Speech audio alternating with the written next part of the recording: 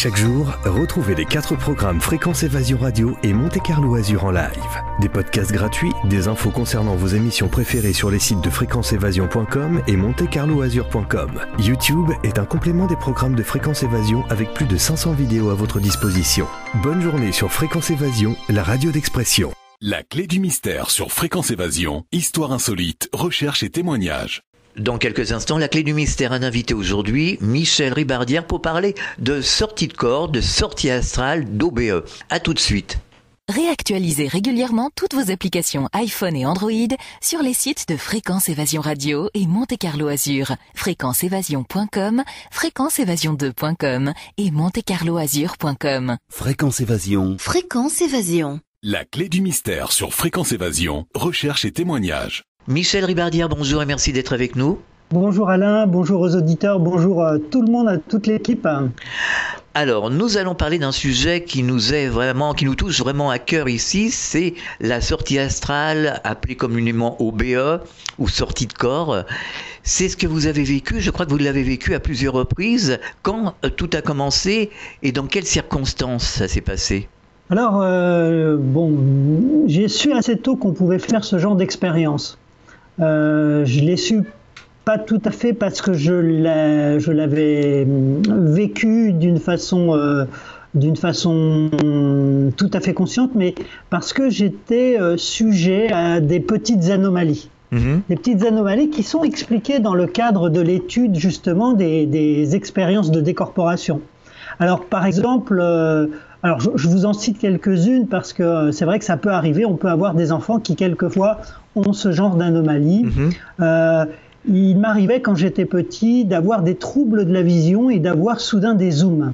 Zooms, c'est-à-dire, mais vraiment des zooms optiques, c'est-à-dire que je pouvais, je regardais quelque chose et puis je rentrais dans une sorte d'état qu'on appelle, aujourd'hui des états modifiés de la conscience, et tout en restant conscient, et soudain, l'image se rapprochait avec une proximité qui est complètement anormale, qui ne relève pas, on va dire, de l'optique. Et puis s'éloignait soudain très très loin et puis revenait et c'était très très troublant et cela me gênait, évidemment. J'étais petit et mes parents pendant un temps se sont un peu inquiétés. Ma mère m'a emmené à cette époque-là d'ailleurs voir à l'époque on disait un oculiste. Un ophtalmo. Aujourd'hui ça serait un ophtalmo. Oui. Mais oui, c'était très ennuyeux et c'est quelque chose qui m'a... J'ai dû beaucoup lutter pour ne plus avoir ce genre d'expérience. J'ai dû lutter, je dirais, jusqu'à... Je crois que là, une des dernières fois où cela m'est arrivé contre ma volonté, parce que c'était pas désiré. Oui. Je devais avoir 20 ans, je devais être en cours dans un amphithéâtre de médecine, à Jussieu, je crois, ou bien, ou dans le 5e. Et puis soudain, vous pouvez plus écrire. Alors... Allez à un cours en médecine et puis soudain vous pouvez plus écrire, vous allez comprendre le problème. Oui. C'est très très très embêtant. Oh là oui. Donc voilà. Alors des fois vous pouvez être sujet à ce genre d'anomalie. Alors il y en a plein d'autres évidemment. Qui d'entre nous n'a jamais rêvé qu'il volait? Qui d'entre nous n'a jamais vu les paysages de haut? Moi ça m'est arrivé aussi de nombreuses fois quand j'étais petit. Alors je comprenais pas toujours très bien ce qui se passait, mais j'arrivais quand même finalement à comprendre que j'avais fait un rêve où je voyais tout du ciel. Mais c'était dans un rêve ou c'était... Je le prenais pour un rêve, mais c'était souvent les mêmes paysages quand même. Mais vous étiez réveillé, en fait. Oui. En fait, c'était peut-être un éveil à l'intérieur du rêve. Dans notre culture, on ne nous explique pas ce que c'est. On ne nous dit pas qu'on peut voir de haut, on peut aller se balader. On peut tout faire. On peut faire beaucoup de choses, y compris rencontrer même d'autres personnes, d'autres êtres. Bien sûr. Alors ça arrive à tout le monde d'avoir quelques expériences comme ça, mais je crois que la première fois que cela m'est arrivé d'une façon pleinement consciente, cela s'est passé à une occasion qui a été assez triste pour ce jour-là pour moi, bien que j'ai pas eu le temps de pleurer, on va dire. Oui. C'était à l'occasion d'un accident. Oui. J'ai fait une erreur en escalade. Il était un petit peu plus tard que prévu, 18h30. J'étais fatigué. J'avais ouvert des voies toute la journée parce que j'étais escaladeur très très passionné. Oui. Et puis j'avais même donné un cours. Et puis j'ai fait une erreur. J'ai voulu faire un dernier truc un peu dangereux. J'ai grimpé à 35 mètres. Et à un moment donné, quand tout le monde était sorti de la voie pour descendre, j'ai voulu faire une petite expérience émotionnelle. J'ai tout décroché comme ça pour voir. Et puis j'ai vu que ma vie ne tenait qu'aux quelques microns de la surface de ma peau. Bon, c'était pas amusant, mais c'était fort. Oui. Alors je me suis raccroché, je me suis lancé en rappel. Mm-hmm. Et là, j'ai compris tout de suite que c'était fini. Tout de suite, vous réalisez que c'est fini. Parce que vous voyez que vous n'êtes pas en rappel, vous êtes en train de tomber en fait, et c'est trop tard. Oui, d'accord. En fait, vous avez soit oublié quelque chose, soit il y a un geste qui a mal été fait, quelque chose qui n'a pas été vérifié. Et plus tard, on retrouvera d'ailleurs mon descendeur, l'anneau en quelque sorte qui vous permet de descendre, faire le rappel. On va le retrouver d'ailleurs, il était bien accroché, mais il n'était pas bien raccroché à mon baudrier. D'accord. Et qu'est-ce qui s'est passé ? Et alors, là, il s'est passé quelque chose de vraiment très intéressant. Et je pense que ça va intéresser toutes les personnes qui ont cette aspiration à faire de la décorporation. Mmh. C'est que quand je suis tombé, quand j'ai réalisé que voilà, j'étais à 35 mètres, que dans quelques instants, c'était fini, il y a eu une grande transformation psychologique à ce moment-là. Ah oui. Vous vous dites, vous passez par toutes ces étapes de la NDE qui sont décrites par Elisabeth Kubler-Ross. Vous savez, vous y croyez pas, puis finalement, vous comprenez qu'il y a peut-être moyen de deal avec Dieu, peut-être même. Oui. Vous pensez que vous allez finalement vous réveiller en tombant du lit, comme d'habitude, quoi. Hein, oui. d'habitude, enfin. Et puis rien, et à un moment donné, quelque chose en moi dit, excuse-moi. Excuse-moi, ça voulait dire quelque part, bon ok, je t'ai amené jusque-là, 35 mètres, t'as fait tout ce que tu voulais, j'ai ressenti tout ce que je voulais, et maintenant je suis pas capable de t'empêcher de mourir parce que tu vas mourir. Et puis à l'intérieur, ça s'est tourné très fort vers ce qu'il y a au-dessus, et ça a juste regardé comme ça en disant, il y avait quelque chose qui disait, tu vois là, je peux plus rien faire, alors est-ce que toi... Et là, c'est là où c'est intéressant pour la décorporation, parce qu'il s'est passé quelque chose auquel je ne m'attendais pas. Oui. Comment dire, plus je tombais, plus ça allait vite. J'ai essayé de me raccrocher, hein, ça a emporté quelques morceaux de lambeaux du corps, mais j'ai pas réussi bien sûr. Et puis quand c'est arrivé là, très très vite, quand il restait quelques centimètres peut-être avant que ma tête ne frappe le sol, soudain j'ai décidé que je n'allais pas voir ça, et je suis sorti. Et j'étais comme pris d'une volonté telle que je n'en avais jamais eu de toute ma vie. Oui. Et ça m'a assez étonné parce que généralement, quand on essaye de faire des décorporations par la volonté, on peut toujours s'accrocher, quoi. Ça marche pas vraiment. Il y a trop de trucs si vous n'avez pas déjà pas mal travaillé, si vous n'avez pas ouvert plein de choses en vous, si vous n'avez pas la maturité qu'il faut, l'accord qu'il faut... C'est un apprentissage. Vous restez à votre emplacement et puis voilà, c'est tout. À la limite, vous allez peut-être ressentir une petite augmentation du rythme cardiaque parce qu'il y a quand même des choses qui peuvent se produire.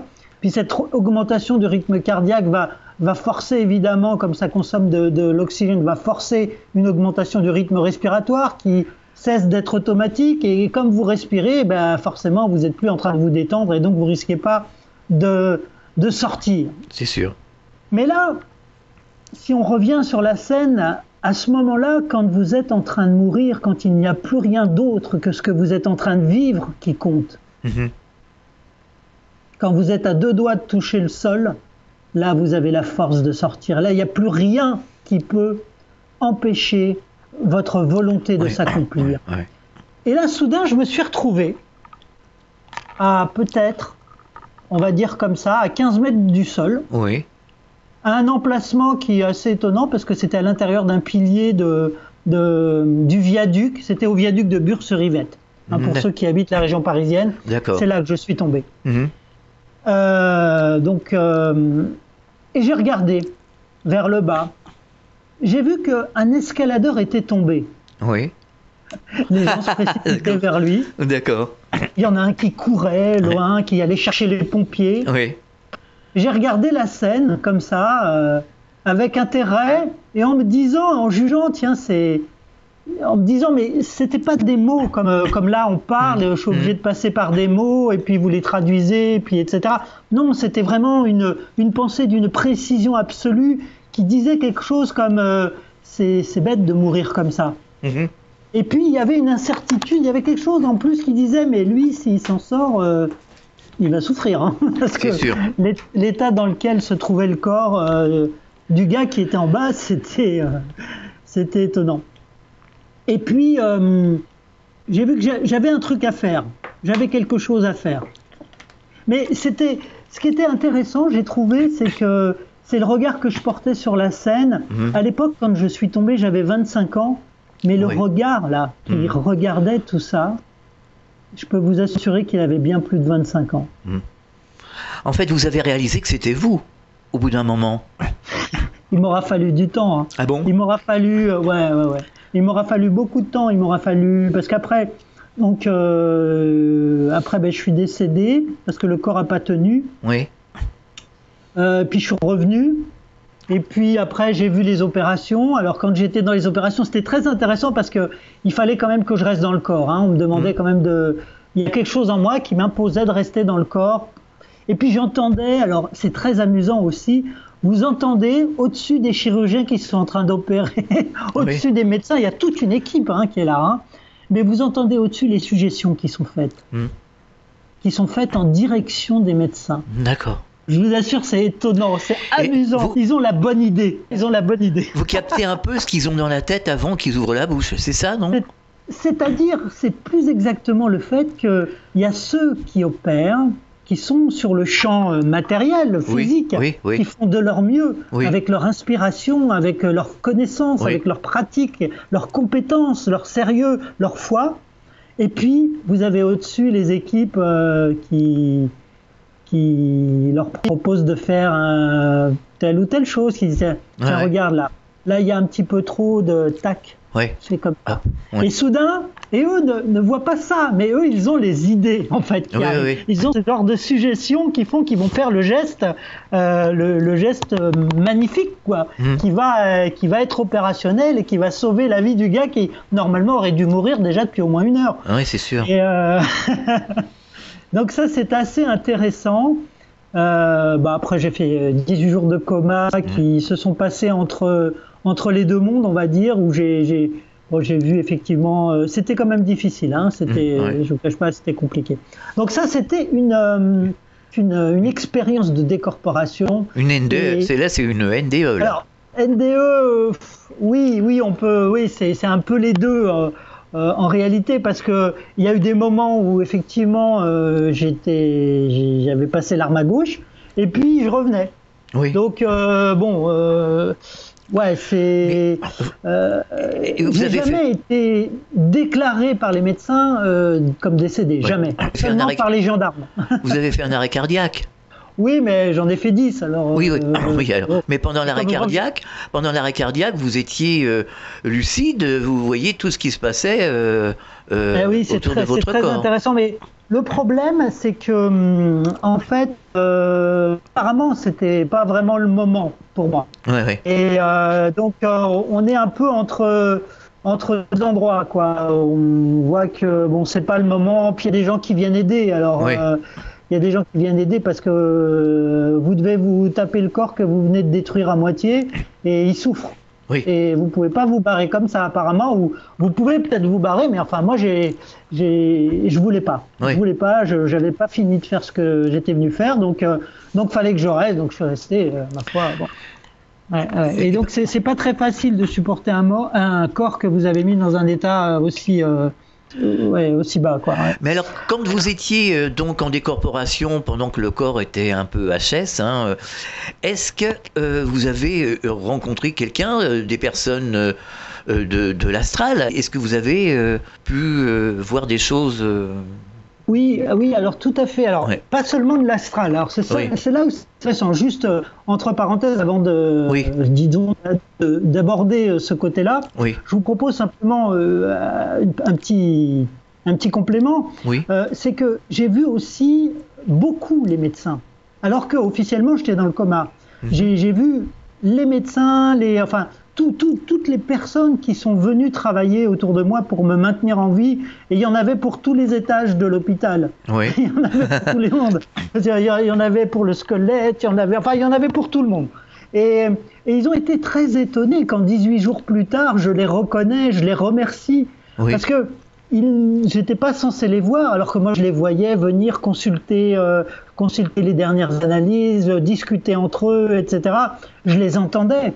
Donc ça, c'est juste pour dire, voilà, c'était intéressant de pouvoir reconnaître les gens qui m'avaient sauvé la vie et que je n'aurais pas dû en réalité rencontrer quand j'étais conscient, parce que au bout de 18 jours, il y a plein de choses qui ont déjà commencé à être réparées, puis il y a des gens qui n'ont plus de raison d'être là.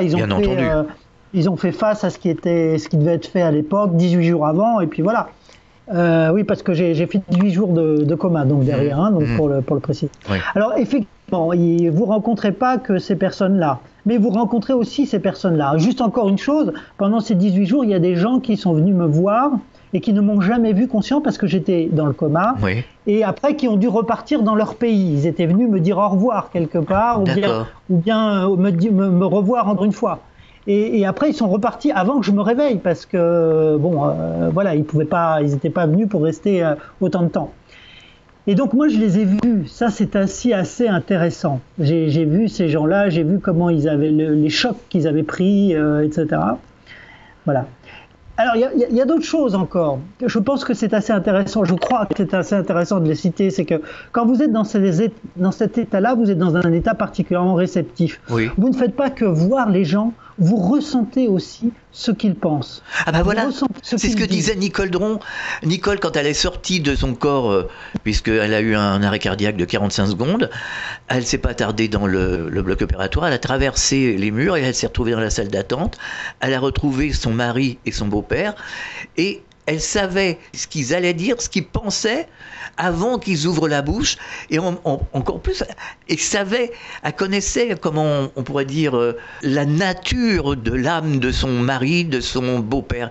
Elle disait l'essence de l'âme, comme elle dit. D'accord. Voilà. Alors c'est très intéressant. Et alors, je me rappelle qu'à l'époque, j'ai capté aussi quelque chose qui pourrait paraître. Alors c'est bien parce qu'aujourd'hui, avec le temps, je sais décrire, etc. Quelque chose qui pourrait paraître un petit peu subtil, c'est qu'à l'époque, quand tout cela m'est arrivé, donc un corps qui est aussi abîmé, qui à tout moment peut mourir, on le place quand même dans une chambre avec d'autres personnes, si vous voulez, qui sont tous surveillés 24 heures sur 24. Et donc on est en réa, quoi. On est en réa. Et en fait, j'ai perçu un truc, c'est que pendant mon séjour, il y a une personne qui est décédée en réa. Oui. Et donc, pas loin de moi, dans la chambre, il y a une personne qui est partie. Et j'ai eu la chance, enfin, si je puis dire, de capter ce que ça avait fait dans la psychologie de groupe du personnel. Cette personne qui était partie. Et cette personne, elle était partie alors que peut-être elle n'aurait pas dû partir, je ne sais pas, hein. C'était une femme. Et j'ai vu que ça avait laissé quand même, malgré tout, parce que ce sont des gens qui sont expérimentés, normalement, on va pas, je veux dire, ils ont peut-être pas que ça à faire, je veux dire, ils sont blasés, quoi. C'est sûr. Mais pourtant, malgré tout, ça avait laissé une trace dans le collectif. Et le petit jeune de 25 ans, c'était moi. Et il n'était pas question qu'il parte comme ça, quoi. Ça avait créé quelque chose, c'est un peu comme si le fait qu'elle soit partie, ça avait renforcé la volonté du personnel que moi, je ne partirais pas, quoi qu'il en soit, quoi.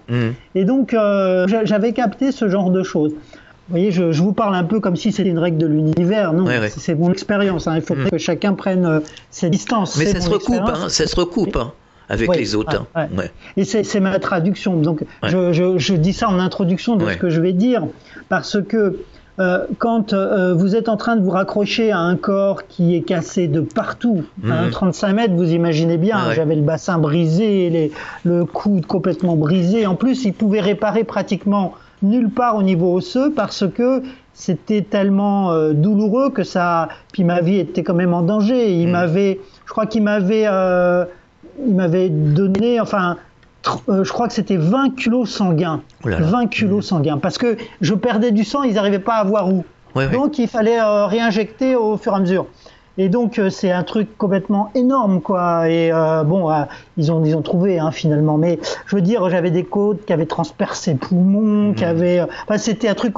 Vraiment, c'était cassé. Et ce que je veux dire, c'est que quand vous êtes en train de rester dans un corps comme ça, c'est pas la fête, quoi. Ben non. Et donc, et du coup, vous souffrez. Et comme vous souffrez.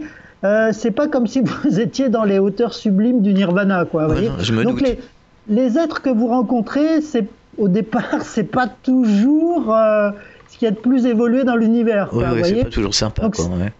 Donc on a besoin, en fait, quand on va voir des personnes qui sont dans cet état-là, c'est mieux, c'est certain, que d'y aller avec des pensées d'amour, de confort, etc., plutôt que de pleurer et d'être dépressif, quoi. C'est sûr. Il est évident qu'il vaut mieux apporter une énergie, une force, une lumière, plutôt que d'être dépressif et de penser oh là là, qu'est-ce que je vais faire quand il sera mort et pourquoi tu es mort comme ça, etc. Donc ça, ce sont des éléments qui sont assez importants parce que quand on est dans cette situation, alors on est obligé de rester visiblement, mais en même temps c'est dur. Alors bon, en plus, ils vous injectent un certain nombre de produits qui sont là pour vous permettre de supporter la douleur. Oui. Parce que comme vous souffrez, le cerveau, ça peut être très très dur pour lui. Oui. Donc ils vous injectent des produits qui vous permettent de supporter la douleur. Alors il y a un produit qu'ils m'ont injecté, qu'on doit continuer d'injecter aujourd'hui, j'imagine, je ne sais pas en fait, mais j'imagine c'est la morphine. Oui. Et j'avoue que la morphine, malgré qu'il ne m'en ait injecté que lorsque j'étais officiellement dans le coma, si le premier coup de morphine a été un calmant, il m'a donné même, je dirais même du plaisir, au bout d'un moment, je me suis retrouvé accro à la morphine. Mais j'étais dans le coma, eux ne le savaient pas. Oui. Et donc j'ai souffert du manque. Oui. Et évidemment, c'est pas quelque chose que je vous recommande parce que c'est difficile, c'est compliqué, quoi. C'est compliqué, ça complique tout, quoi. Alors, quand vous êtes dans ces états-là et qu'en plus vous souffrez de la morphine, vous faites pas les meilleures rencontres de votre vie. Vous comprenez, je crois. J'essaye de dire des choses, mais je peux pas vraiment trop dire pour pas effrayer. Mais c'est vrai que c'est pas. Sans trop effrayer, quel genre de personnage avez-vous rencontré ? Vous pouvez rencontrer des êtres qui sont tourmentés, qui sont perdus eux aussi, quoi. Vous voyez, ils sont perdus. Voilà, si vous avez fait un peu de chemin et que vous vous tournez vers les cimes, alors là, c'est vrai que c'est plus facile, ça descend. Moi là, je me rappelle d'un être qui est venu deux ou trois fois, il est venu. Oui. Mais quand il est venu, il voyait combien je souffrais et il venait et il faisait quelque chose et ça m'a vraiment.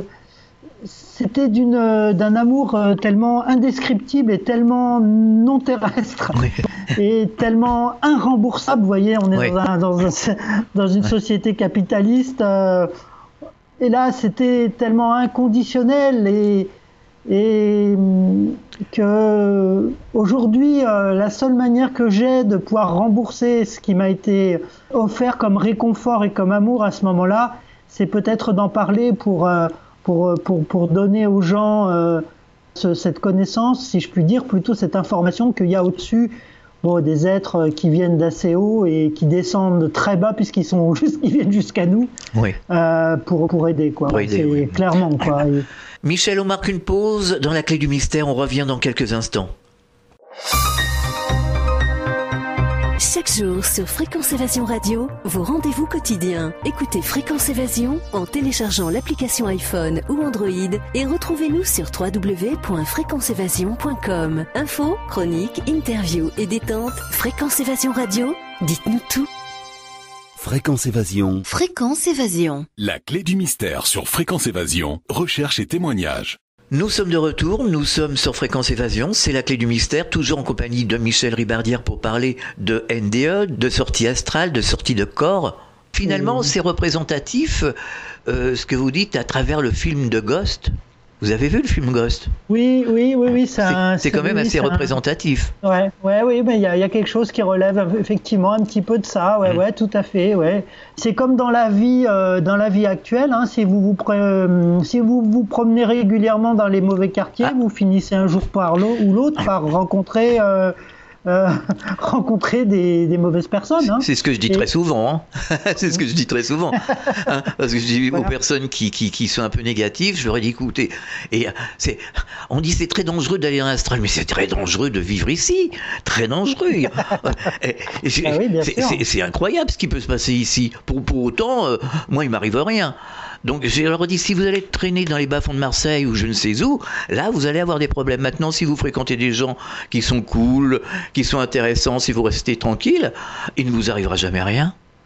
C'est pour ça, quand on travaille sur ces questions-là, il est vraiment impératif d'avoir le cœur pur, de s'adresser à ce qui est le plus haut en nous et le plus profond et le plus élevé.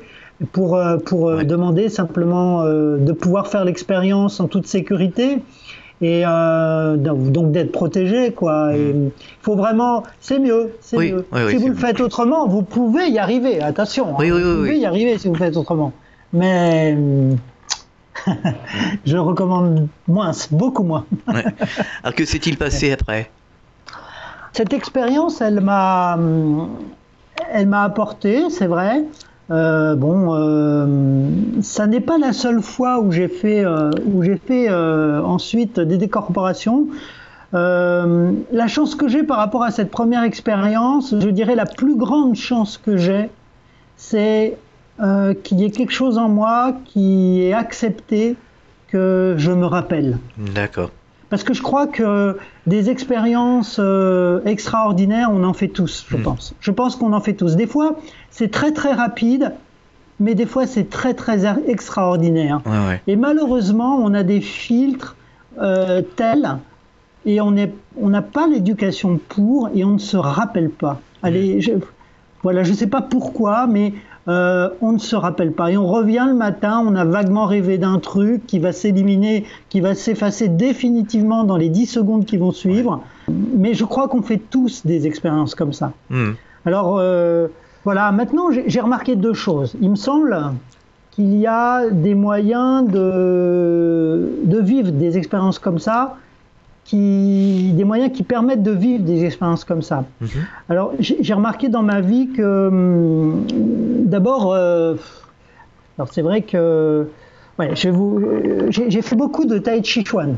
Donc, c'est une discipline qui amène à vivre aussi des états modifiés de conscience. Hein. Si on la pratique régulièrement, il faut faire tous les jours. Hein. Au bout de, je dirais, moins d'un an, à peu près 9 mois, on est même sujet, en la pratiquant tous les jours, sérieusement. Et sans forcément utiliser, sans forcément... il faut déjà être instruit, je dirais, quelque part. Hein. Je veux dire, il ne faut pas le faire avec quelqu'un. Il faut déjà avoir l'instruction quelque part, savoir faire les gestes, etc. Mais si vous avez l'instruction, que vous faites ça tous les jours pendant au moins 9 mois, vous finissez par être sujet à des extensions de vos possibilités, des extensions de vos perceptions. Différents types de possibilités peuvent vous être donnés. Peuvent vous être donnés. Attention, ce n'est pas. Mais en général, si vous le faites sérieusement, si vous le faites avec un cœur pur, ça sera là, c'est certain, quoi. Je dis c'est certain, alors qu'en fait j'en sais rien du tout. Dans ma vie, c'était comme ça. Voilà. Alors j'ai remarqué des choses. J'ai vu que, par exemple, un jour j'ai été chez un chiropracteur. Oui. Et je vais vous dire la ville. C'est un chiropracteur de la ville de Saint-Germain-en-Laye. Bon, je ne dis pas plus, je ne fais pas sa pub, je ne l'ai pas vu depuis 20 ans. Hein, donc voilà. Et j'ai fait quelques séances parce que comme j'ai une très bonne conscience de la position de mes vertèbres et qu'elles avaient bougé, donc j'ai voulu, à cause de mon métier, j'ai voulu gagner du temps plutôt que de... Voilà, j'ai été voir un chiropracteur. Oui, les réaligner, Voilà, il s'est passé quelque chose. Il n'était pas comme les autres chiropracteurs que j'avais déjà rencontrés, ce chiropracteur-là. Il vous touchait à peine. Il vous touchait, tac, un peu au niveau du coccyx, mais c'était vraiment effleuré. Oui. Il vous proposait de repositionner un peu votre colonne vertébrale, d'attendre un petit peu, tac, tac, tac. C'était à se demander les premières fois si j'étais pas tombé sur un escroc, pour vous dire. Ouais. Et puis, un jour... Après une journée de route très très rapide, j'avais vraiment pas été flashé, mais enfin si j'avais été flashé, j'aurais peut-être été en prison. Je m'étais fait du 200 km/h sur la route, donc j'avais eu un très gros excès de stress, quoi. J'avais mis ma vie en danger bêtement. Bon, j'étais jeune. Et puis bon, bref, je voulais rentrer le plus possible chez moi. Et ce soir-là, je vais faire une décorporation. Je vais faire une décorporation. Quand je vais rentrer chez moi, je vais m'endormir et puis... Vous étiez endormi? Ouais, je vais m'endormir. Oui. Mais dans la nuit, je me réveille. Mais quand je me réveille, je suis encore dans mon corps. Et là, je m'élève, et hop, je retombe vers le corps. Et alors, ça m'amuse, donc j'ai envie de le refaire. Donc je le refais encore une fois. Et je retombe, et j'aime bien cette sensation de chute. Apparemment, j'étais devenu accro. Et je le refais une troisième fois, et je m'élève, mais cette fois... Au lieu de retomber, je me laisse aller et c'est là que je suis passé dans le grenier. Et là, surprise, c'était une maison dans laquelle je venais d'emménager depuis quelques mois, que je connaissais pas, une vieille maison de Saint-Germain-en-Laye. Et là, surprise, je m'aperçois que le toit de cette vieille maison est tout neuf. Alors, je me dis, tiens, c'est étonnant que le toit soit tout neuf, c'était vraiment assez étonnant. Après, je suis passé dehors. Bon, ce que je veux vous dire par rapport à cette décorporation, c'est que, d'abord, le lendemain, j'ai pu me renseigner sur plusieurs choses. Je vous raconte pas tout, mais en gros, le lendemain, j'ai pu avoir diverses confirmations. Vous avez vu que le toit était neuf, alors? L'intérieur du toit était neuf, donc j'ai pu vérifier, avoir confirmation que le toit avait été refait 3 ans auparavant. D'accord. Ça n'était pas tout à fait neuf. Ah bah si, quand même, 3 ans, c'est neuf. 3 ans, c'était bon. Et puis, quelques jours après, je vous raconte pas tout, c'est trop, ça fait un peu cancan. Mais je me suis aperçu en fait que je n'étais pas le seul client de ce chiropracteur à faire des décorporations. D'accord. J'étais pas le seul. J'ai rencontré quelqu'un qui avait un problème au cou et quand je lui ai conseillé d'y aller, il m'a dit « Oh non, toute ma famille y va, ils s'envolent tous. » Ah bah vous me donnerez son adresse alors. Ah bah là je me suis dit mais c'est-à-dire et donc ce monsieur était serveur dans un restaurant au bas de chez moi. Et on a discuté et ils s'envolent tous. Et il est arrivé un autre truc, c'est qu'un jour j'ai été invité chez ce chiropracteur avec tous ses clients. Il a invité tous ses clients. Alors allez voir. Combien de fois avez-vous été invité chez votre médecin pour vous voyez, ou votre ou je sais pas moi, votre chiropracteur même, pour faire une fête ensemble, quoi. Alors qu'on se connaît pas, quoi. Je veux dire, à part les 15 minutes où il me prend à chaque fois, mais c'est sûr. Bon. Et je me suis aperçu qu'il y avait effectivement d'autres personnes qui faisaient ce genre de manifestations, qui avaient ce genre d'expérience. Et quelquefois, ça les prenait même directement chez le chiropracteur pendant qu'ils faisaient les expériences. C'est assez étonnant. Je vous avoue, j'ai un peu étonné et je m'interroge toujours là-dessus. Je me demande pourquoi. Dire comment est-ce que c'est possible? Est-ce que, je sais pas moi. Il a des possibilités de débloquer certains points. Oui, mais est-ce que ça peut être aussi mécanique que ça? Moi, franchement, là-dessus, je m'interroge. Vous savez, il y a des gens qui sont très doués, hein. Oui, mais est-ce qu'il le faisait exprès? Est-ce qu'il le savait? Est-ce qu'il le faisait exprès? Enfin, est-ce que c'est un effet secondaire de sa technique? Étonnant. Moi, je comprends pas. Bref. Alors, qu'est-ce qui s'est passé? Est-ce qu'il y a eu d'autres expériences après? Alors oui, j'ai eu. Alors c'était de façon quand même. Ce n'est pas quelque chose de régulier. pour moi, hein, de prendre conscience quand je suis à l'intérieur de ce genre de visite. Quand je dis prendre conscience, c'est une prise de conscience mentale, mais partielle. C'est partiellement mental. Je suis pas dans un état mental comme dans lequel je vous parle actuellement. Vous voyez, là, je suis un état mental très actif, quoi. Là, je veux dire, là, je peux vous faire une partie d'échecs sans problème, quoi. Je vais peut-être gagner, même si ça se trouve. Mais non, c'est quand je me réveille dans ces situations-là, j'ai un état qui est plus léger. Je suis plus dans l'observation. Je peux être malin. Ça marche pas bien le côté mental, quand même, je veux dire. Par exemple, il y a cette fois où je m'étais retrouvé seul à la maison pendant un mois parce que ma femme et mes enfants étaient partis au Japon. Et puis, je me faisais pas à manger d'une façon très, très régulière. Je me laissais un petit peu aller sans manger. Puis je me disais que ça me ferait pas de mal, finalement, de faire un jeûne. Et puis, au bout de 2-3 jours, comme ça, en mangeant très peu, soudain, je me suis réveillé en pleine décorporation. Et à ce moment-là, j'étais en train de visiter des ruines à ciel ouvert. Alors aujourd'hui, je sais où c'est. Hein. À l'époque, je savais pas où j'étais. Et je voudrais vous raconter cette expérience parce qu'elle donne une information sur les propriétés, les capacités qu'on peut avoir quand on est dans un état de décorporation. Donc j'étais en train de regarder ces ruines à ciel ouvert et puis soudain j'ai eu une sorte d'éveil mental, on va dire. Ma conscience mentale est revenue. Alors la conscience mentale, c'est ce qui en nous ne sait rien. Il est obligé de tout déduire. Il ne comprend rien. C'est toujours un organe, le mental, l'intellect, c'est toujours un organe qui sait rien et qui est à la recherche de tout comprendre par déduction, par exemple. Alors, je me disais en regardant ces ruines, tiens, c'est bizarre, j'ai peut-être vécu là avant. Je suis pas là par hasard, c'est certain. Et je vois une maison qui se trouve pas très loin, et j'y vais. Et juste avant de rentrer dans la maison, soudain, et c'est cette information que je voudrais vous dire. Soudain, c'est comme si j'étais rentré en contact avec tout un champ informationnel. C'est-à-dire que je savais qui habitait là, je voyais que cette femme, elle était veuve, je comprenais un peu l'histoire, c'était vraiment pas absolu, je me suis pas intéressé à tout, mais c'est comme si tout était normal, que je comprenne tout au fur et à mesure que j'avance, quoi. Et donc, je suis rentré dans la maison, et dans la maison, j'ai vu un téléphone. Et je me suis dit, c'est là où c'est le côté mental qui agit. Je me suis dit, tiens, tout à l'heure, quand je vais me réveiller, je vais peut-être pas me rappeler de tout.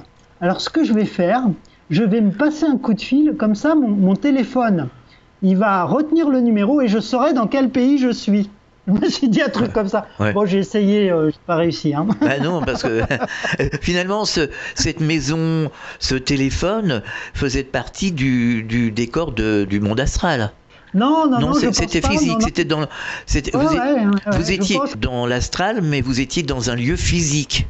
C'est ça. Voilà, c'est-à-dire que je pense que, c'est ce que j'en ai déduit. Pour moi, tout ce que je voyais, ça relevait de notre monde. Donc je savais qu'eux peuvent pas me voir, et j'étais aussi doué de toutes les propriétés qu'on a quand on s'élève, quand on passe, quand notre conscience passe dans ces corps plus subtils qu'on a, où on se déplace à volonté, où on rentre dans tout ce qui est physique sans problème, et même on a une certaine compréhension, une certaine connaissance de ce vers quoi on se concentre, ce qu'on approche. Sauf de pouvoir se saisir du téléphone et pour rappeler, justement. Et voilà, là, il y a eu un problème. C'était marrant parce que je revois encore, là, au moment où je vous parle, je revois le téléphone qui était ce genre de téléphone qu'on avait dans les années 80 avec ces fils torsadés, voyez, et ce cadran rond là, qu'on tournait. Donc c'était ce genre de téléphone-là qu'ils avaient, et il m'a fallu à peu près 2 ans pour savoir où est-ce que j'étais. D'accord. Pour retrouver l'endroit. Mais lors de cette sortie, quand vous êtes sorti de votre corps, vous étiez endormi ou vous étiez réveillé, conscient, physiquement? Au départ, je savais pas que j'allais faire une décorporation. Je savais pas. Je me suis couché et puis basta. Mais quand je suis revenu, quand je me suis éveillé et quand je suis revenu, ma conscience avait été vraiment très très éveillée. Ma mémoire était pleine de comment dire, de souvenirs. Et puis Il y a des éléments comme cette... C'est aussi un des éléments qui m'est apparu parmi les premiers éléments qui sont apparus quand j'ai fait cette décorporation, quand je suis tombé de 35 mètres. Je vous ai pas vraiment raconté la décorporation, je suis vite passé, mais déjà, pour revenir un petit peu là-dessus, parce que ça fait partie des propriétés des décorporations. Tout de suite, j'ai vu combien l'air, c'est quelque chose de très très lourd. Ouais. Les molécules d'air, c'est hyper lourd par rapport à nous. Nous sommes d'une subtilité, mais c'est incroyable. Je veux dire, si l'air est lourd et que nous sommes d'une si grande subtilité, avec une volonté d'une telle puissance, il est pratiquement impossible pour notre corps de ne pas suivre cette volonté, parce que la volonté, quelque part, est une énergie incroyable pour ce corps qui est d'une telle légèreté et subtilité. Et il y a une chose qui est très importante, qui m'est apparue cette fois-ci quand je me suis décorporé, quand je suis allé dans ce pays lointain de la France, en dessous de l'Italie, qui s'appelle aujourd'hui la Sicile. Oui. Mais c'est que vous êtes soudain doué d'une liberté, mais vous avez il faut imaginer cette liberté que vous avez quand vous êtes dans ces mondes-là. C'est-à-dire quand vous sortez de ce corps qui est lourd, qui est limité, dès qu'il y a un mur, vous vous cognez dedans, vous ne pouvez pas aller vite.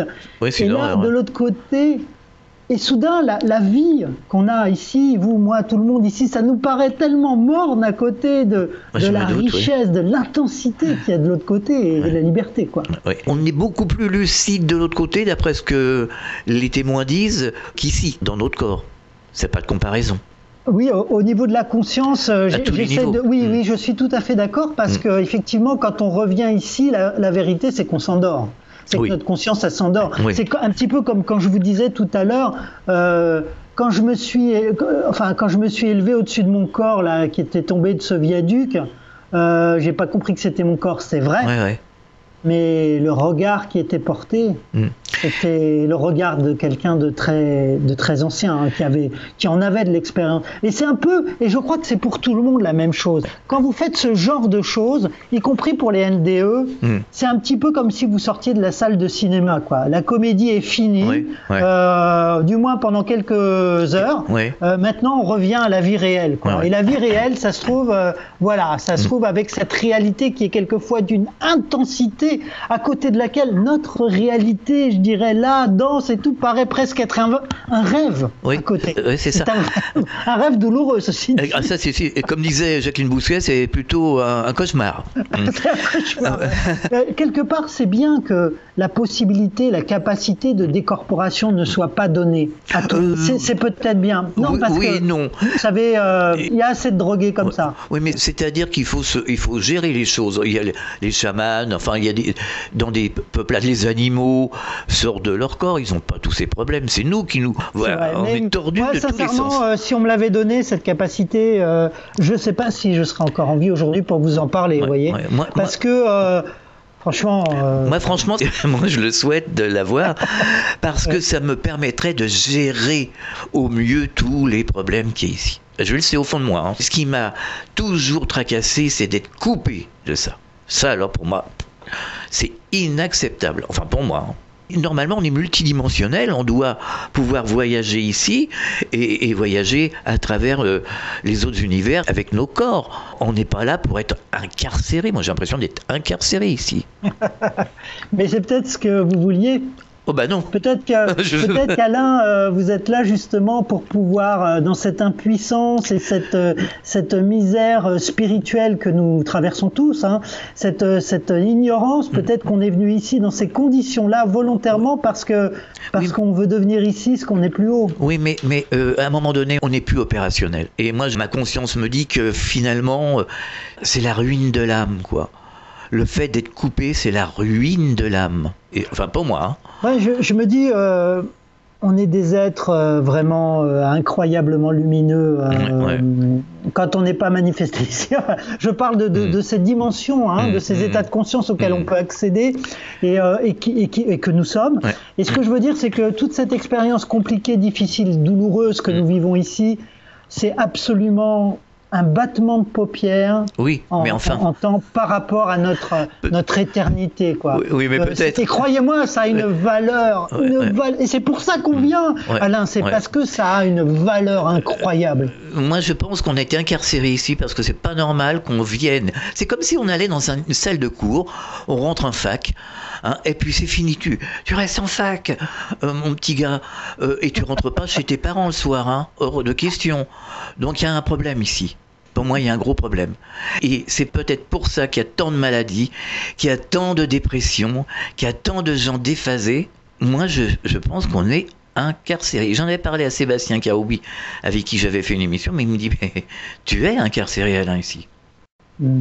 Moi, je pense pas que ce soit normal. Hein. Alors que ce soit normal qu'on vienne faire un travail dans la difficulté, d'accord, mais c'est plus de la difficulté ici.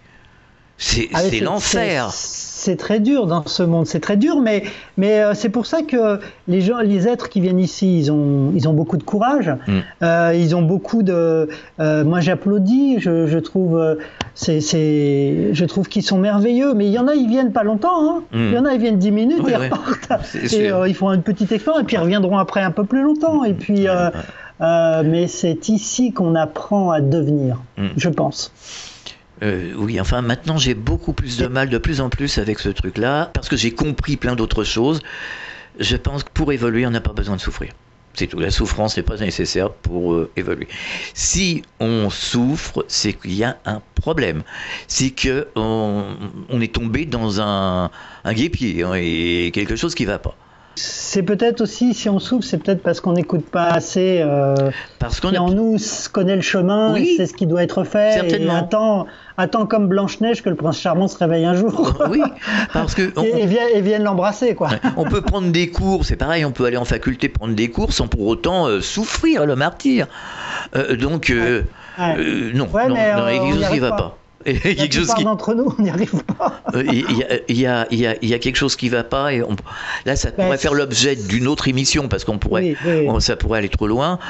Mais par contre, vous me refaites penser quand vous disiez que c'était difficile par rapport à cette légèreté qu'on ressent de l'autre côté, de revenir dans son corps. C'est vrai que Nicole Dron me disait, quand je suis rentré dans mon corps, j'ai l'impression de rentrer dans une boîte étriquée. Fini la liberté, fini la sérénité. C'est sûr. Voilà, c'était très difficile. Mais moi, j'ai envie de dire, Alain, si je peux me permettre, oui. Je m'excuse d'insister. C'est important ce qu'on fait ici. Sinon, on ne serait pas venu, on n'a pas de temps à perdre. Si on est là, c'est que c'est très important. Oui, enfin, mais il y a une histoire de matrice aussi, mais bon, on ne peut pas en parler là, parce que ça nous engagerait sur un autre domaine, mais qui serait trop long à expliquer dans cette émission. Il y a cette histoire de matrice aussi, on nous a cadenassés. Moi, ça y est, j'en ai pris conscience. Hein, c'est pas normal qu'on soit en 3D, d'accord, mais en 3D, on n'a pas besoin de souffrir, de martyr. C'est ce que Sébastien m'avait dit. Il m'a dit, va avec un trognon de pain sec et puis un verre d'eau au milieu du désert et tu vas voir si tu vas évoluer. Bah oui, il a raison. Parce qu'à un moment donné, les souffrances sont telles qu'on ne peut plus évoluer. C'est plus possible. Comme on dit, hein, un esprit sain dans un corps sain. Non, dans la difficulté, qu'on vienne travailler dans les difficultés. C'est un peu comme un sculpteur. Un sculpteur, bon, il peut mettre en idée ce qu'il va faire, par exemple dans l'astral, et peut venir ici sculpter avec la pierre, avec ses outils. Bon, c'est une discipline, mais ce n'est pas une souffrance. C'est une difficulté, mais ce n'est pas une souffrance. Ici, il y a des souffrances infernales. Des guerres, des gens qui souffrent le martyre dans les hôpitaux, des choses abominables. Mais comment voulez-vous évoluer ? C'est pas possible. Moi, je suis plus du tout d'accord avec ça. Il y a un problème ici. On est coincé dans une matrice dont il faut sortir. Enfin, ou alors la prochaine fois, choisissez mieux. Vous voyez ce que je veux dire ? Il y a des gens qui choisissent bien. Ils prennent leur temps. Ils attendent la bonne rencontre pour revenir. Moi, j'ai l'impression plus on a de l'expérience, plus c'est comme ça. Hein, parce que quand vous avez peu d'expérience, vous réincarnez le plus vite possible. Hein. Moi, j'ai l'impression que je suis venu faire de l'information, de toute façon, et puis aider certains membres de ma famille. Les aider. Ça ressemblera plus à du dévouement. Vous voyez ce que je veux dire ? Du dévouement. Bon, on va y aller. parce qu'on va, par amour évidemment, on va faire telle ou telle chose. C'est différent. Michel, on marque une pause dans la clé du mystère, on revient dans quelques instants. Chaque jour, sur Fréquence Évasion Radio, recherche, ovni, paranormal, faits de société, protection de l'environnement et les rendez-vous avec vos stars préférées dans Paroles de Stars. Fréquence Évasion, c'est également la voix des sudistes en Principauté de Monaco et dans le Grand Sud. Fréquence Évasion Radio, dites-nous tout. Dites-nous tout. Dites-nous tout.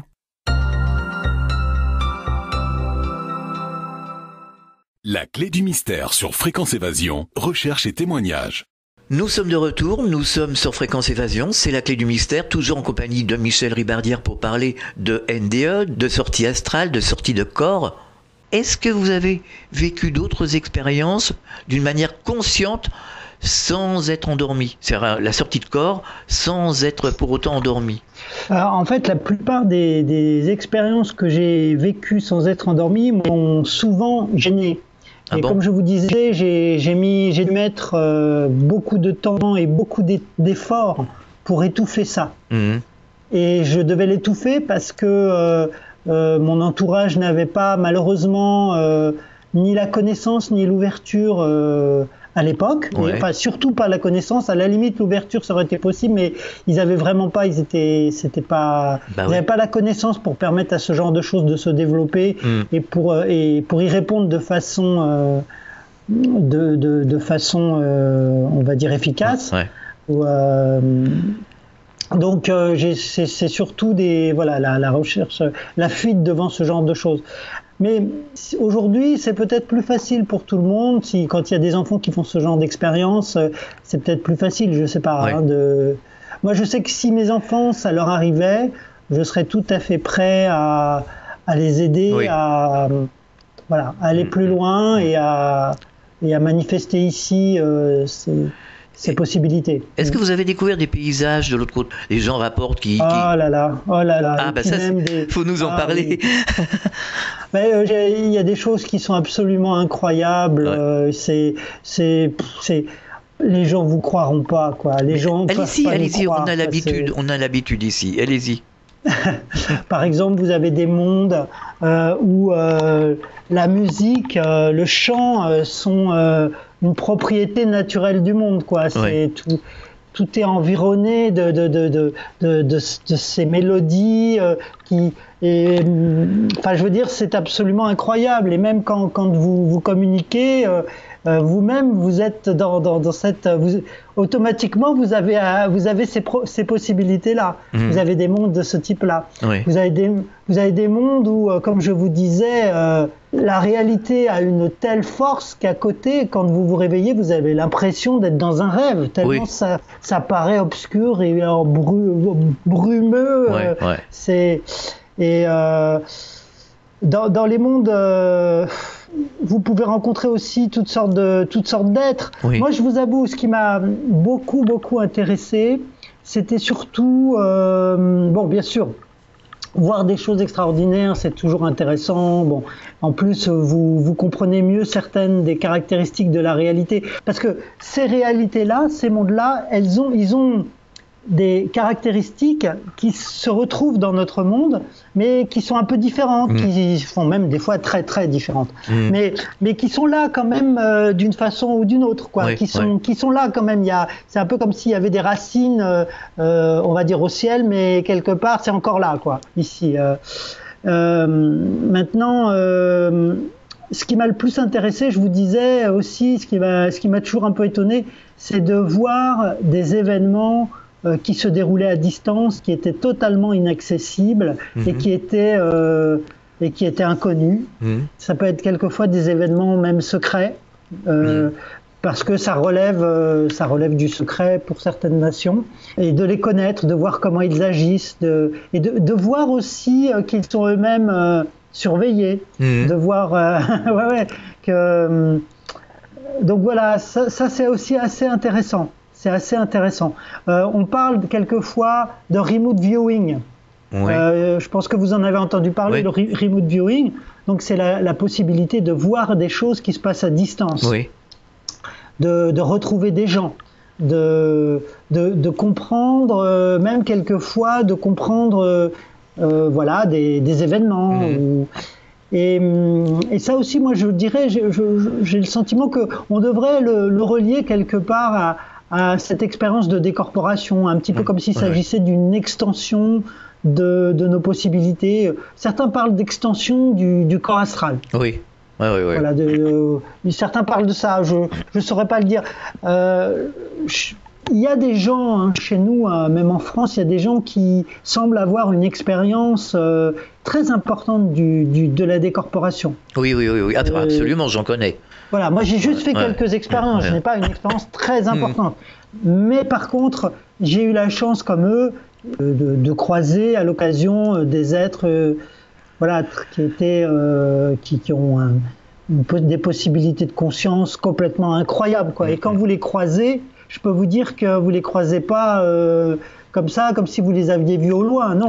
Quand vous les croisez, quand vous rentrez à la maison, là, eh ben, il s'est passé quelque chose. Je peux vous dire que vous changez des choses dans votre vie. Il y a des choses qui ont été guéries, il y a des choses qui vont changer, votre perception devient complètement différente, des possibilités vont voir le jour. Quand vous les croisez, eux, dans ces mondes-là, c'est toujours un cadeau extraordinaire. Et vous avez rencontré des personnes, des animaux décédés ? Alors, pour les animaux, je sais que ça m'est arrivé, mais sincèrement, je n'ai pas du tout de souvenirs. Oui. J'ai vu des choses, mais je n'ai pas vraiment de souvenirs qui m'ont marqué. Non. D'accord. Non, je pourrais... Non, plutôt des êtres que... Vous êtes rentré en communication avec eux, vous avez pu parler avec eux ? Oui, ça m'est arrivé. Ça m'est arrivé qu'ils transmettent un message que j'ai mis parfois très longtemps à comprendre, mais en me souvenant, en me rappelant de ce qui s'était passé, avec mon côté intellectuel, j'essayais de comprendre. Tiens, mais alors, on essaie de me montrer ça. Alors, on essaie quand je rentre à la maison, j'essaye de comprendre pourquoi on me montre ça et qu'est-ce que c'est. Alors c'est pas toujours comme ça, des fois j'ai pas besoin de comprendre, des fois j'ai compris tout de suite parce que c'est pas au niveau intellectuel que ça se joue, c'est au niveau émotionnel ou c'est au niveau physique et des fois on comprend tout de suite. Mais ça m'est arrivé encore de mettre mon corps dans des situations complètement où le corps aurait pu mourir et puis c'est pas le moment, quoi. Et au-dessus ils font signe, ils disent non, non, désolé. Mais tant mieux, parce que puis c'est toujours, c'est toujours merveilleux. Et ça m'est arrivé d'entendre une musique une fois qui m'a énormément fait du bien au système respiratoire parce que j'étais à l'hôpital une vingtaine de jours à cause de ça, et je suis en train de la chercher. C'est une musique de Mozart. Je crois que c'est comment ça s'appelle, la petite musique de nuit, non? C'est ça? Oui, c'est ça. C'est un nom comme ça. Et ça, à l'époque, ça m'a soigné, mais d'une façon très très forte au niveau respiratoire. Et quand ils m'ont mis ça, quand je suis revenu dans le corps à l'hôpital, ce jour-là précisément, j'ai su que je partirais pas parce que le corps venait de prendre un autre virage, quoi. C'est-à-dire que le corps allait guérir, c'était imposé, quoi. C'était imposé, le corps guérirait. Alors aujourd'hui, vous faites toujours des sorties? Malheureusement, j'ai quelques... Non, pas spécialement. J'ai jamais véritablement voulu. Oui, c'est ça le problème. Quand j'ai voulu, je suis pas arrivé. Quand j'ai voulu, je suis pas arrivé. Ça s'est fait, donc ça, c'est pas moi qui ai les manettes là-dessus. C'est au-dessus. Au-dessus, ils ont les mallettes et le gars qui a les mallettes, il s'en sert que quand il veut, quoi. Alors aujourd'hui, vous avez plus peur de la mort, bien entendu, je suppose. Non, ça c'est la mort n'existe pas. Pour vous, la mort n'existe pas. La mort existe, mais la mort existe surtout pour les outils qui sont... Non, pour le monde, pour le corps physique, mais la mort n'existe pas. Qui sont imparfaits. Mais dans le corps physique est un outil imparfait. Oui. Pour l'instant. Le corps émotionnel est un outil imparfait. Le corps mental, on va dire, l'intellect, est un outil imparfait. Quand vous les amenez à des très hauts niveaux de développement, là, c'est différent. Mais sans ça, ils sont amenés. Alors, ils prennent pas tous. Ils meurent pas tous au même rythme. Hein. C'est pas parce que le corps est mort que le reste va mourir. Non, loin de là. Le corps émotionnel peut mettre des siècles à mourir. Oui, mais nous ne sommes pas les corps. Non, on est bien plus que ça. On est encore plus subtil que ça. On est bien davantage que ça. Tout ça, ce sont des manteaux. Et on les emprunte le temps qu'on est là parce qu'on en a besoin. C'est ça. Y compris même, je dirais même, y compris notre personnalité, Alain. Hein. On peut avoir telle ou telle personnalité et c'est pas celle qu'on aura dans la prochaine fois parce que ce qui est au fond de nous, ce qui est en train de faire l'expérience, il n'a pas envie de faire 10 fois l'expérience. Il change. On est plus important que ça.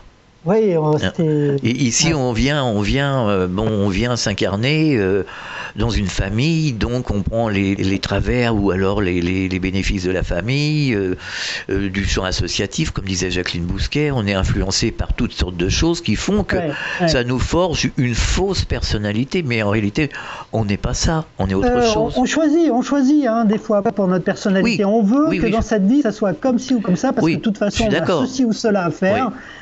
Alors, on n'est pas tous comme ça. Il y en a qui sont moins expérimentés. Il y en a qui, comme je vous disais, il y a des êtres en général, surtout dans les êtres qui n'ont pas fait le développement mental, comme nous. Nous, on a vraiment une expérimentation en cours du domaine mental. C'est ce que la nature a fait sur cette planète. Elle a réussi à concevoir sur cette planète un être qui était capable de supporter les champs mentaux, parce que les champs mentaux, c'est fatigant. Ça fatigue le corps. Le corps, il est soumis à des énergies importantes avec les champs mentaux. Alors, pour les champs qui sont au-dessus, c'est encore pire. Mais donc, il y a des êtres, comme je vous disais, qui, ils viennent, ils meurent, mais la demi-seconde plus tard, ils sont déjà en phase de réincarnation. Ils choisissent, parce que pour eux, ils ont besoin d'expérience. Alors que nous, voyez, même vous et moi, Alain, on est déjà plus... on a déjà bossé, c'est pour ça qu'on peut discuter de ça, vous et moi. On a déjà un petit peu travaillé, donc on commence un peu à prendre le temps maintenant. mais on peut arriver à savoir qui on est. Moi, je sais qui je suis et je sais qui je ne suis pas. Quand on s'assoit, on ne sait pas si on peut appeler ça de la méditation, on se pose simplement, on retrouve qui on est. Quand on se débarrasse de tous ces travers qui n'existent pas, qui sont dus au stress de cette vie, à ce qu'on a vécu avec les parents, à ce qu'on a vécu au travail. Tout est faussé. En fait, ce que l'on est vraiment est faussé. Quand on enlève tout ça, mais on le sait qui on est. Moi, je sais qui je suis. Dans mon âme profonde. Je le sais. C'est un peu comme les gens qui me disent, qui s'identifient au corps. Mais j'ai dit, attendez, vous voyez bien que vous êtes dans un corps. Asseyez-vous, et vous voyez bien que vous êtes une âme dans un corps. Moi, je le sais, je le vois. Je le sens, je le sais. Donc, c'est ça que j'arrive pas à comprendre. Je sais que je suis pas le corps. Oui, mais ici, on est polarisé. Ici, on est tous les deux des hommes. Cette fois-là. Oui, on peut être des femmes après. Mais ça peu change. Importe. On n'a pas tout le temps envie d'être des hommes. Non, mais peu importe, c'est pas ça qui compte, qu'on soit une femme ou un homme. C'est pas ça. Oui. C'est ce que l'on est fondamentalement au fond de soi. Et ça, je le sais, qui je suis. Seulement, je suis comme tout le monde, perturbé par tout ce grand fourbi qu'on est obligé de supporter. Et bien sûr, à certains moments, on devient irascible, on devient... mais en réalité, je ne suis pas ça du tout. Je sais qui je suis. Donc, si on réfléchissait un tout petit peu, on prendrait conscience de plein de choses. C'est pas très facile, je pense, Alain. Et puis, il faut faire attention, il y a beaucoup de pièges intellectuels, on a des égos... non, mais c'est dans le cœur, il faut se placer dans le cœur. On a des égos mentaux, émotionnels, toutes sortes d'égos en nous. C'est ça qu'il faut évacuer. Voilà. C'est ça qu'il faut évacuer. On en a besoin. Oui, mais enfin bon, justement, d'ailleurs c'est ce qu'on nous demande, de nous débarrasser ici, pour suivre les nouvelles vibrations terrestres, de nous débarrasser de tout ce grand bazar. Et c'est ça qu'il faut faire en ce moment. C'est ce travail-là qui est important. On en reparlera dans une autre émission. Est-ce que vous donnez des conférences justement sur ce sujet ? Rarement. Je suis très concentré cette année sur ce qui s'est passé à Nazca. Oui, alors justement, donnez-nous quelques nouvelles. Quelques nouvelles. Eh bien, l'Institut Incari Cusco va faire une conférence à Nazca, au Pérou. Oui. Il y aura des scientifiques du Mexique, du Pérou, peut-être de France, de Suisse, probablement. Et seront présentées des analyses qui portent sur la génétique de ces êtres-là, des analyses qui porteront aussi probablement sur la nature des métaux qui ont été récupérés, de quelques métaux qui ont été récupérés, on ne sait pas s'ils sont tous faits pareil. J'ai envie de vous dire que depuis tous ces longs mois, depuis le mois d'avril en fait, mais c'était des longs mois parce que tout le monde attend beaucoup d'informations sur le sujet. On a quand même beaucoup de choses qui ont été révélées par les scientifiques qui ont continué d'analyser les éléments. Oui. Une des dernières choses qui m'a complètement intéressé, j'ai trouvé ça amusant, c'est que vous avez un scientifique donc sud-américain qui nous a expliqué qu'en fait, vous vous rappelez le corps de Alberto, cette petite momie, ce petit être de 60 cm environ, donc non humain, mais humanoïde, et donc qui avait une maladie. Les chirurgiens avaient détecté en lui, à l'époque, avant qu'il soit momifié, quand il était vivant, ils avaient détecté une forme d'ostéoporose, c'est-à-dire une destruction en quelque sorte du tissu osseux. Oui. Ils l'avaient détecté parce que la densité osseuse le révélait. Et puis ils avaient vu aussi qu'il y avait une prothèse, c'est-à-dire que comme il y avait eu, comme quelque chose s'était passé au niveau du bassin, probablement une fracture du bassin, il avait été posé à cette époque-là une plaque métallique, donc qui servait de prothèse, plaque métallique que nous n'avons pas retirée pour analyser le métal. Ces corps sont tellement précieux que ça n'a pas été retiré.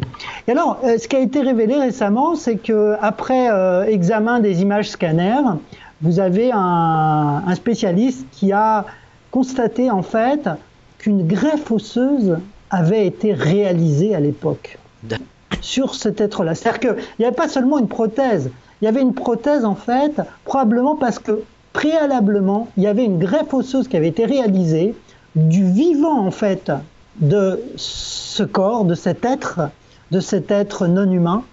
Et on sait que c'est du vivant parce que le corps a réagi et que le corps a formé ce qu'on appelle chez nous un ostéome, un cal osseux en fait. Devant cette fracture, devant cette ce problème physique, le corps a créé un cal qui était visible en fait grâce au scanner.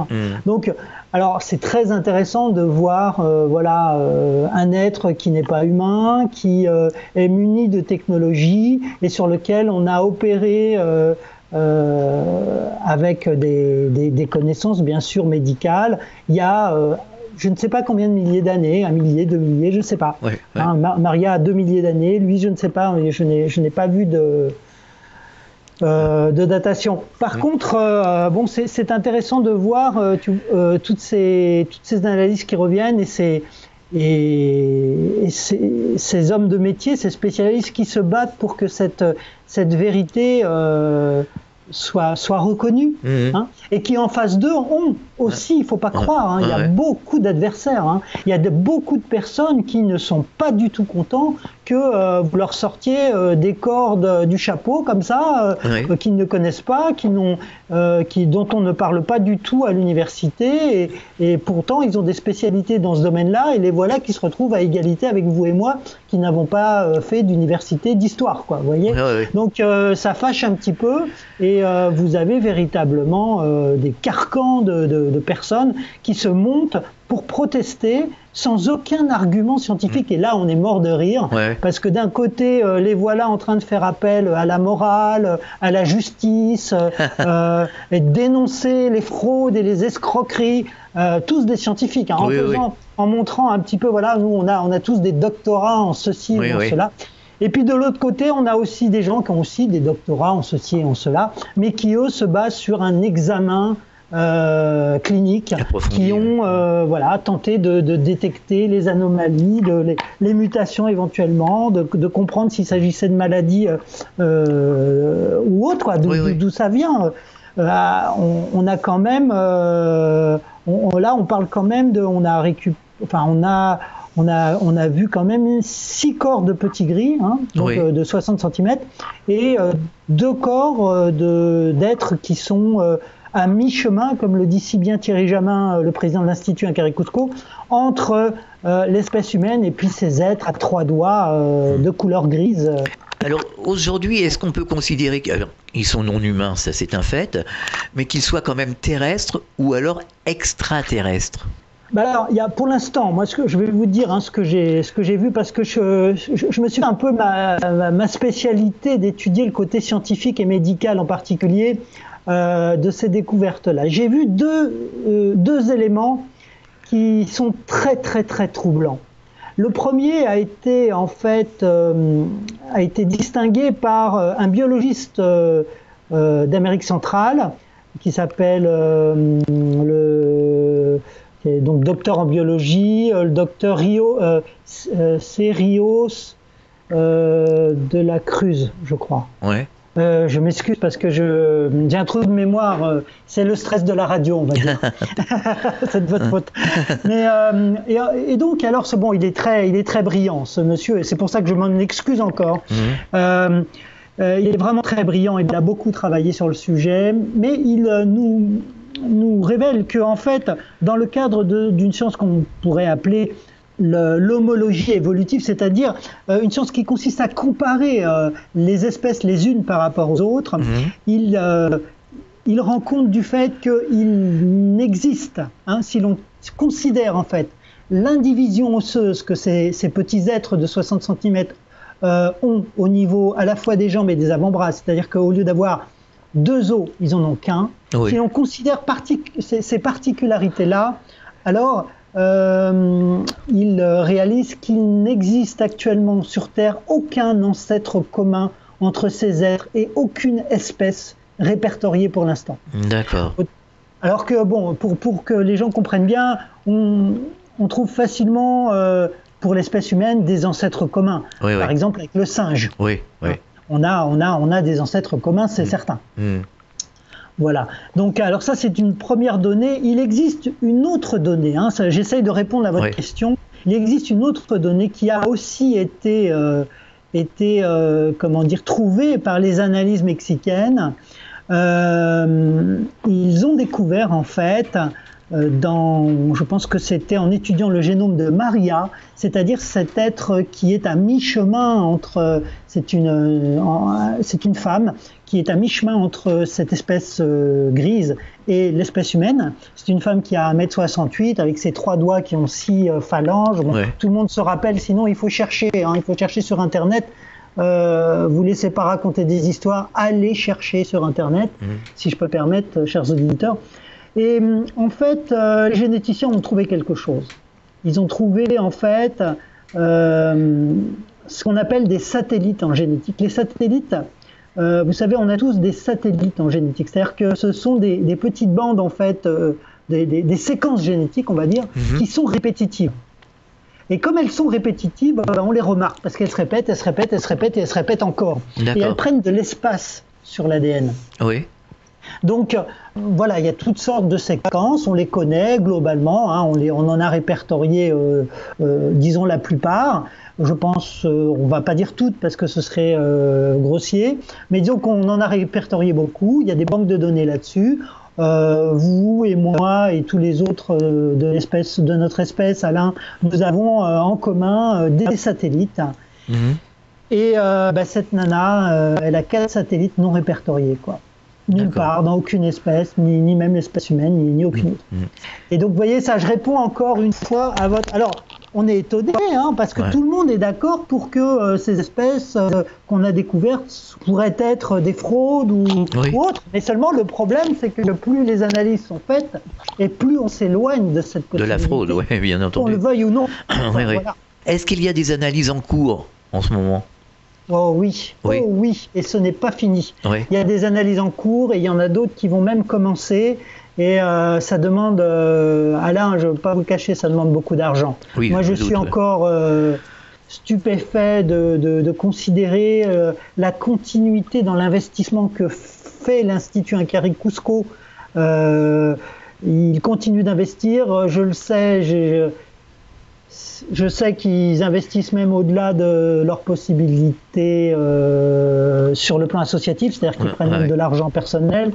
Donc, je veux dire, oui. D'accord. Et j'espère qu'un jour, eh bien, ça leur reviendra, ça reviendra vers eux parce que franchement, voilà quoi, ce sont des gens qui travaillent Ils se sont donnés à fond, quelque part pour la vérité et puis pour la connaissance, pour notre futur aussi, hein, parce que derrière tout ça, on ne sait pas où ça nous mène tout ça. Hein, on ne sait pas où ça nous mène. Oui, c'est la grande aventure. Alors, vous allez partir au Pérou ? Ouais. Grâce à vous, entre autres, Alain, grâce aux auditeurs qui m'ont aidé, j'ai dû complémentariser en faisant un crédit. Je ne vais pas vous donner l'organisme de crédit qui est connu par tout le monde, mais j'ai dû forcément complémentariser. Donc, parce que c'est cher d'aller au Pérou. Oui. Et puis, même si c'est pas un pays qui est très très cher là-bas, faut quand même, c'est pas gratuit non plus. Bien entendu. Et puis, apparemment, alors j'ai découvert que c'est difficile de circuler là-bas. On peut bien sûr aller à Nazca facilement, mais il vaut mieux y aller en bus qu'y aller en voiture. Apparemment, c'est dangereux. Oui. Et on va voir comment ça va se passer. Je vais aller à cette conférence. J'espère rencontrer un certain nombre de scientifiques. Hein. J'espère que Thierry Jamin aura le temps de me présenter tous les scientifiques possibles, puisque on va essayer de voir s'il est possible de constituer une organisation internationale qui ait une certaine solvabilité devant l'UNESCO. D'accord. Alors, vous savez qu'on a des changements qui se sont opérés au niveau de l'UNESCO. Nous, on surveille ça. Hein. Oui. On surveille ça parce que l'UNESCO, pour nous, c'est l'intervention de l'UNESCO à laquelle on aspire pour protection, en fait, de ces momies, et y compris du site sur lesquels ils ont été trouvés et que nous ne connaissons toujours pas. Ouais. On n'est toujours pas révélé. Alors, l'UNESCO est en train de... C'est quelque chose de tout à fait nouveau. La prochaine directrice générale de l'UNESCO est une Française. Ouais. Tant mieux pour nous. Donc, il s'appelle Audrey Azoulay, qui était ministre précédemment, hein, sous un autre mandat présidentiel, et sa nomination sera validée à partir du 10 novembre. Et puis voilà, mais elle a déjà été choisie, parmi d'autres.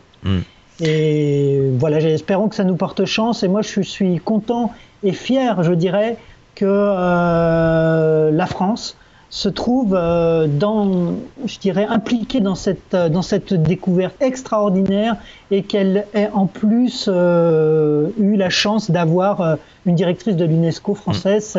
Ça va peut-être nous apporter un avantage, espérons, prions. D'accord. Alors vous allez revenir avec de magnifiques photos. On va voir. Normalement, oui. D'ailleurs, j'attends un appareil photo, là. Un appareil photo de très très bonne qualité pour pouvoir faire ces magnifiques photos. Alors, juste un message pour terminer notre émission. Que diriez-vous aux personnes qui ont peur de la mort ? Peur de la mort, c'est-à-dire peur de la faim, peur de souffrir. Peur qu'il n'y ait plus rien, en fait, parce qu'il y a beaucoup de gens qui sont complètement induits en erreur et qui sont complètement perdus, qui sont angoissés. Je dirais, quelque part, c'est un choix. C'est un choix. Si vous ne savez pas s'il y a quelque chose après la mort, alors pourquoi ne pas y croire ? Après tout, ça vous rendra beaucoup plus heureux que de... Oui, mais c'est pas ce que les gens, c'est pas ce que les gens attendent. Hein. Ce que les gens attendent par rapport aux expérienceurs, est-ce que vous pouvez leur dire que la mort n'existe pas ? Pour moi, la mort n'existe pas, oui. Bon, bah voilà. Je pense qu'on est des êtres... non, mais vous en êtes sûr. Ouais. Vous en êtes sûr, puisque vous avez fait l'expérience. C'est même pas une question que je me pose. Ah bon ? Pour moi, c'est au-delà de la croyance. Oui, c'est pas une croyance. Je sais. Voilà, on est d'accord. Non, parce que c'est ce qu'on attend des expérienceurs pour, justement, parce qu'on a beaucoup de questions en ce sens, et on pose toujours la question en fin d'émission pour les gens qui ont vécu des NDE ou des OBE, et on leur demande, ils répondent tout, évidemment, la mort n'existe pas. Voilà. Non. Donc je vous posais la même question. Non, c'est pas notre destin de mourir.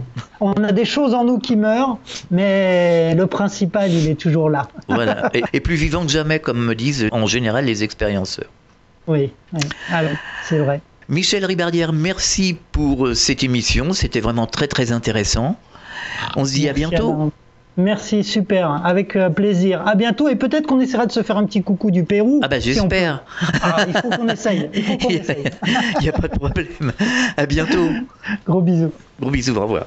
Fréquence Évasion.